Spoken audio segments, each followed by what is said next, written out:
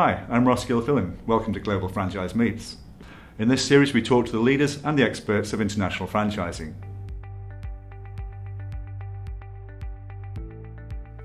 Today, we meet Catherine Monson of Fastsigns. Hello, my name is Catherine Monson. I am the CEO of Fastsigns International, the world's leading signage and visual graphics franchisor. I'm also on the board of directors of the International Franchise Association. In fact, I'm in line to be the chairperson of the International Franchise Association beginning in 2020. And in addition, I am a board member for two other small franchise companies. One's called Brain Balance, which has a non-drug alternative for children with ADD, ADHD, and other behavioral challenges. And The Learning Experience, which is a child care and early childhood education franchise, taking children from 8 weeks old to pre-kindergarten. So lots of years in franchising. I'd like to say more than 20 years, because if I actually say the large number it is, you can figure out how old I am, and no woman ever wants to give away her age.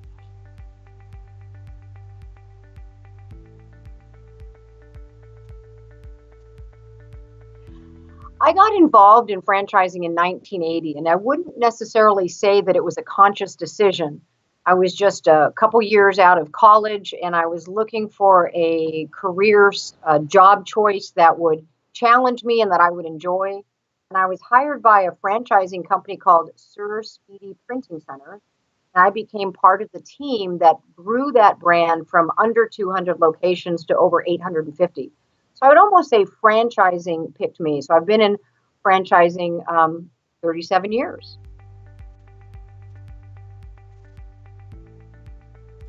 You know, there are people who debate whether franchising is an industry or whether it's a method of distribution. But I happen to think the future for franchising is very, very strong. And here's why I believe that. People love the concept of a brand that they can trust. So if you open an independent, no matter what it is, hamburger restaurant, tire store, clothing store, signage business, and if it's just called Catherine's Burgers or Catherine's Tires or Catherine's Signs, people don't know what that means. Over time, you might develop customers and they might come to trust you. But if you're part of a proven brand, whether it's McDonald's or Wendy's or Burger King, or whether it's Fastsigns or some other well-known brand, the public has a perception of what they're going to get there. Consistent service, high-level quality, great products.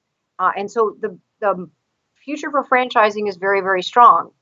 We certainly see franchising very strong in the United States, but what we also know from all the research we've done is people in other countries value that American brand. And so I think the future for franchising is very, very strong. Now, every franchisor is responsible for updating their business model, making it current and relevant. So let's give a Fastsigns example.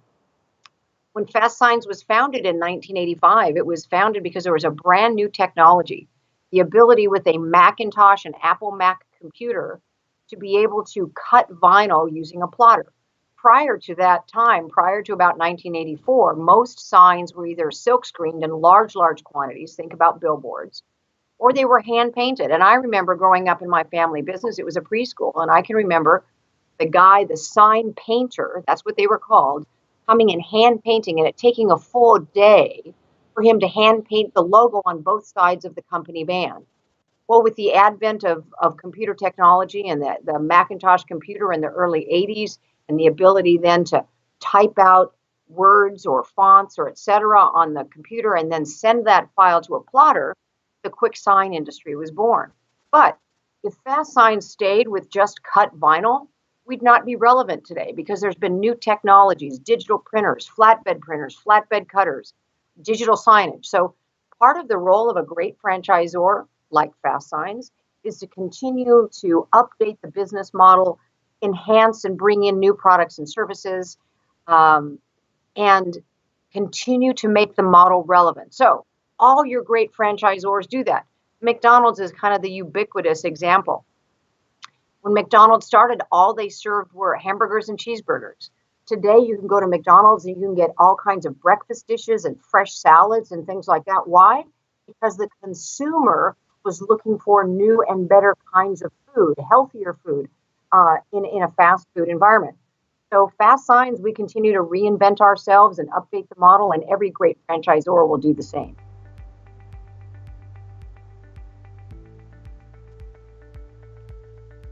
Oh, I might be a beach bum. I don't know. I mean, I love franchising. I got into it in 1980 and I have become passionate. What I love about franchising is it allows someone to get in business for themselves, but not by themselves. It allows them to build wealth for their families, determine, create their own destiny, be in charge of their own future, and then in their local market, create economic output. They create jobs, they create employment. As their business grows, they employ more people. I mean, I'm passionate about the model. I love small business. And what franchising gives you is the ability for someone to be in and own their own small business, but then not be in business by themselves, have the power of the brand, have the proven systems, the operating systems, the great training, the supply chain assistance, all of the benefits that come with a franchise, but then owning that business yourself.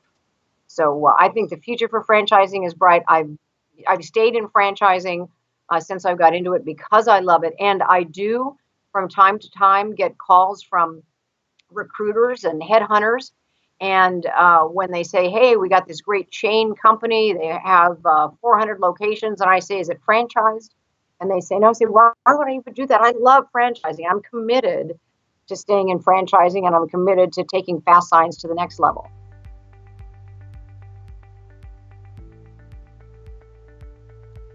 Well, if you're in a country and you want to develop a large business, you have some choices. One is to start from scratch. I mean, let's take it from master franchising or into buying an individual franchise here in the United States. If someone wanted to get into the signage and visual graphics business, they could create their own Catherine Signs, right? Or they could become part of the leading franchise brand. So that same economies of scale, proven brand, uh, proprietary processes, intellectual property, supply chain assistance and management, strong marketing programs.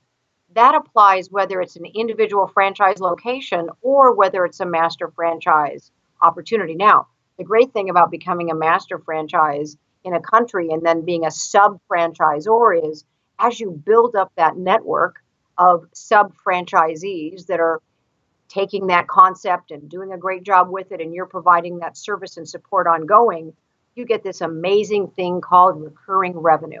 That is the best business model to be in, is getting royalty payments every week or every month from your franchisees. And as you build that network of franchisees in that market in which you're the master franchisee, you have ongoing, sustainable, recurring revenue. So it's a great business model for someone who wants to be a master franchisee.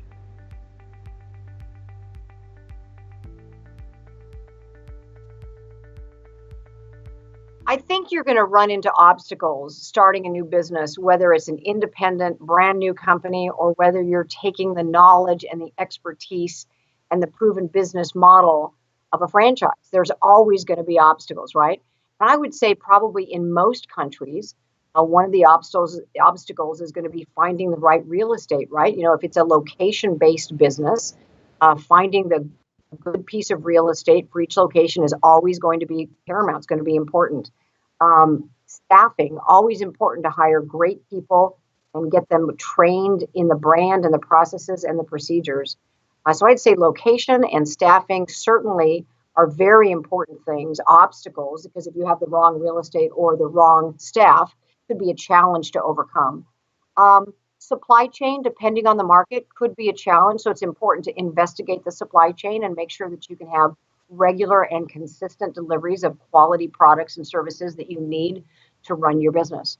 But just as if you were going to be opening an individual business location or buying a franchise, I think the experience and the knowledge of that franchisor is going to be critical. So if we're looking at someone who's thinking about being a master franchisee, of whatever concept it is in whatever country they're in, picking that smart, savvy, experienced, tenured global franchisor who can verify that there is a market for that good or service in that country that you're interested in opening in, can ensure that there's good supply chain, can help you pick the right real estate, can give you the good, solid understanding of the skill set and the attitude that's needed for the employees.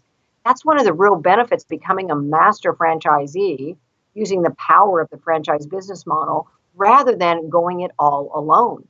Because if you don't have experience in that industry, or even if you do have experience in that industry, you haven't actually created a business in it, perhaps you're an employee in that industry, you may not have the skill sets in all the areas of business and financial management and sales and marketing management and production management and employee management. And that's where that franchisor is going to give you, provide you, assist you with that intellectual property, that training, and that understanding. I think that one of the things that everybody needs to understand, no matter what business they're opening, is things often take longer than you expect that they would. Construction often takes longer. Things sometimes cost more than you expect. You might get an estimate for building out a location to fit the brand standards, and then you find the price of lumber goes up or the price of labor goes up. So I think it's always good to have contingency plans in place. Always expect that things will probably take a little longer than you originally thought, and make sure that you have extra access to capital in case something becomes more expensive. But I'd say pick that great global brand, that global franchisor that has experience in master franchising, has experience in other countries, and have them bring their team, their expertise, their knowledge to assist you in expanding in your marketplace.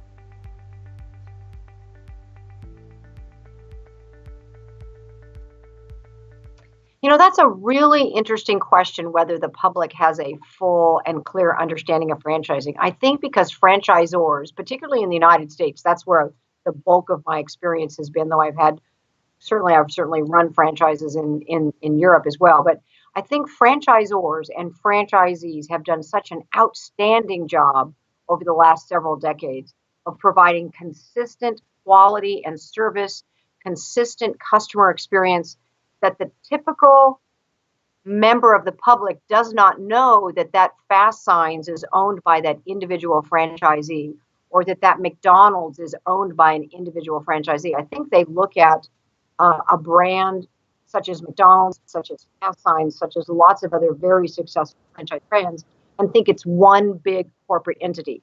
On one hand, that's good, right? Because you're having that consistent delivery of customer experience, that consistent product, that consistent service. That's a good thing.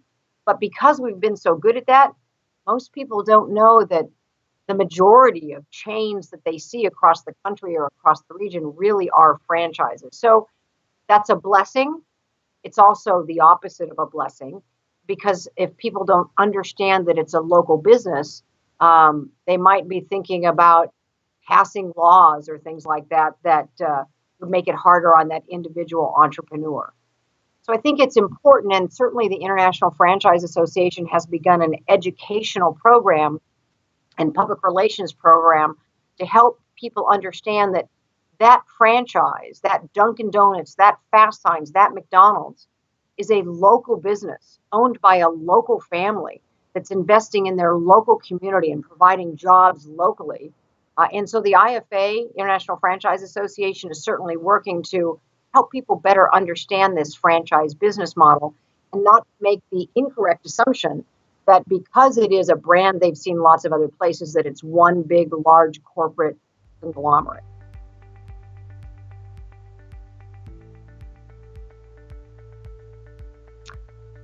Oh, if there was going to be just one thing, the one most important thing that the franchising model achieves, it's helping people become entrepreneurs, helping people own their own business, and taking out a significant amount of the risk of bringing that proven brand, operating procedures, operating processes, proven business model, and allowing someone to be in business for themselves, but not by themselves. I'd say that's the single most important accomplishment of franchising.